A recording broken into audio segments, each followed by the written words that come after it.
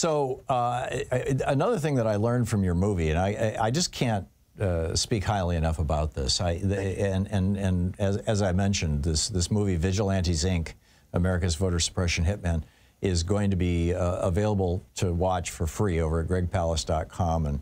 And you know, if you've got Apple computer, Apple TV, you can just stream it, or for that matter, Android too. You can stream it right to your TVs, you know, and watch it on your TV. Is that the Klan reincorporated using a particular name back in the 20s, as I recall. You correct me on this. And yes, now 1946. 1946. Okay, thank you. They reincorporated under a particular name, and now that name has come up again with the governor of Georgia, who has an interesting history. You want to tell us that story? Yes. Well, back in 1946, the Klan had a plan, and the plan was to challenge every black voter in Georgia, and to cover their tracks, because the Klan wasn't as popular, all that popular in 46. After World War II, and black soldiers were promised by Franklin Roosevelt that they would have the right to vote. So to cover their tracks. And Harry Truman was doing it. Yeah. And so what they said was that they were going to challenge every black voter. So they reincorporated as Vigilantes Inc. So they corporatized themselves to cover their tracks. However, the FBI came in and said this was a violation of the 15th Amendment to the Constitution and Equal Protection Clause as well. You fill that in.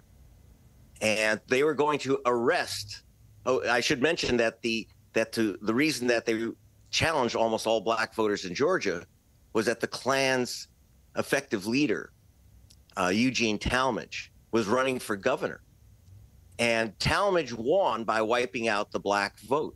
Yep. And the FBI went to investigate about the challenges. And when they went to investigate, the retaliation was that two returning black servicemen and their wives were shot dead, to make the point that if you're black, you may not want to vote. In fact, Eugene Talmadge used the phrase, "It would be wise for Negroes to avoid white polling stations." Yep. And so they which is the same thing Ron DeSantis and Gray Abbott are saying right now, arresting black people for voting. Exactly. So, but back in 46, the FBI was about to arrest Governor Talmadge, but literally days before his arrest, he drank himself to death. Yeah. Yeah. Now, So, hasn't Greg Abbott, or excuse me, Brian Kemp, the governor of Georgia, former Secretary of State, hasn't he done something now called vigilantes? I mean, doesn't the word vigilantes now appear in his Senate bill that authorizes this sort of thing, or am I misremembering? Well, there's two things. There are groups that have reorganized themselves. One involving Cleta Mitchell, Trump's lawyers, and they are using the term Vigilantes Inc. again. They have challenged, let me explain. The vigilante law in Georgia says that you or I or anyone else can challenge another voter's right to vote. And they have. When they took this vigilante game out for a test drive in 2022, you had 88 vigilantes personally challenge the votes of about 180,000, almost entirely a group of black voters challenged 180,000 voters. It was almost enough challenges that Biden would have lost Georgia if this game hadn't been stopped. But now they changed the rules again, and now we're going from 88 vigilantes in Georgia to, are you ready? 40,000 vigilantes have signed up with with the vigilante organization True the Vote. These are all white people who are going in and challenging the right of black people to vote. And once you've been challenged, you have to show up in person at the Secretary of State's office to prove who you are, or your vote doesn't count, or you can't vote, right? You have to physically show up. And you were with us at the opening with Major Gamaliel Turner. He was from Fort Benning, Georgia. and he was assigned the major. He's the America's expert on warfare of the future, and he was assigned to California.